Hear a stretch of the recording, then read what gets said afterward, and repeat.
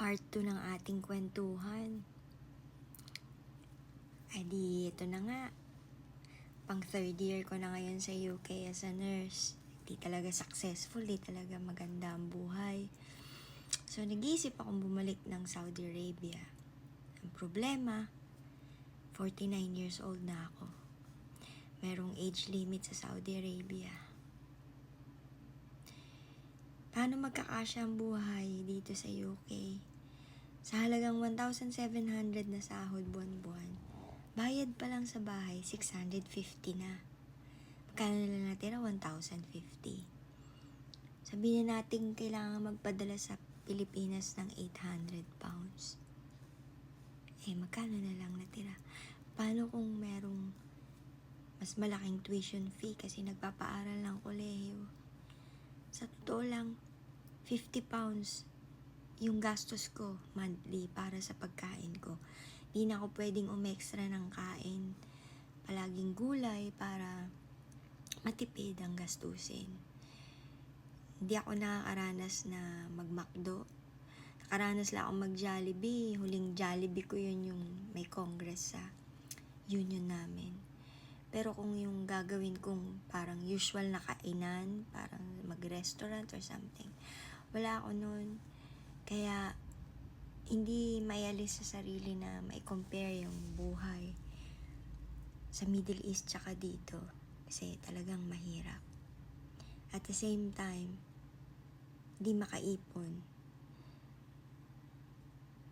Para sa isang tao na kagaya ko na may edad na, tagal ko nag-a-abroad hanggang ngayon wala pa akong ipon. Kaya, yun na, giisip na sana may ipon. Pero saan kukuha ng ipon? Gusto ko na rin umuwi ng Pilipinas, pero anong trabaho ang naghihintay sa akin sa Pilipinas kung wala akong masteral degree ng nursing? Hindi ako pwede magturo kung hindi ako nakagraduate ng masters.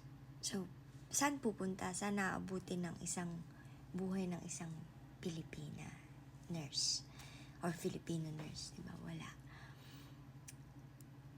Nakaka-impress talaga yung mga Pilipino dito na maganda na yung buhay. Pero kami ako na dumating dito ng after COVID, I just don't know kung paano uunlad sa ganitong klase ng sistema ng buhay. Not to mention the bullying and the racism that's going on dito sa NHS. I just don't know the private sector, although I've worked in a care home already and I never experienced racism and bullying, discrimination. No, I haven't. So, it is sad na talagang mahirap ang buhay dito sa UK. Kanina nga pinagawa ko lang yung laptop ko kasi my laptop was with me since 2012. Ngayon lang siya nasira. Kailangan ko maghanap ng gagawa.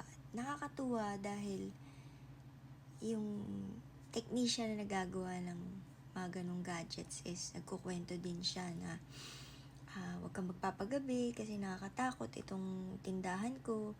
Pinapasok nila kaya lang meron talagang camera kaya may alarm kaya hindi nila nape-penetrate, ganyan.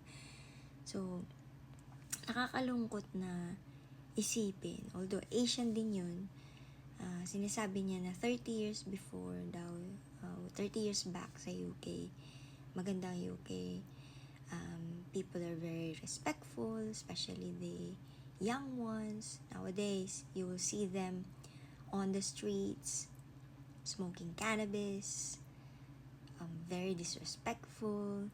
They throw bad words on you. That's how it is. At nakakalungkot isipin na ganun yung buhay dito. And napapag-usapan nga namin kasi Asian din siya but he's been here for a long time. Sabi ko sa kanya, if I only have the privilege to go back to Saudi Arabia, I'm going back there. And sabi niya nga, mako-compare mo talaga kasi Saudi Arabia has been maybe strict, but they do respect people, especially the female ones. Naalala ko pa when I was in Saudi Arabia, sa queue, sa pilahan, pwede kang mag-advance kapag babae ka, especially noong mga panahon na magpapadala, ganyan.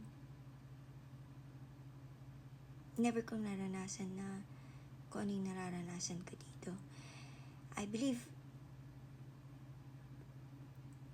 it's good na naranasan ko, but malungkot kasi at this age, sana maganda na sana yung sitwasyon, pero hindi. Parang kahit isang tuka, pag sahod, padala, walang matitira. So, kayod na naman for another month para sumahod. Which is, hindi dapat ganun ang buhay ng isang 49 years old na kagaya ko. But this is life. This is what life is.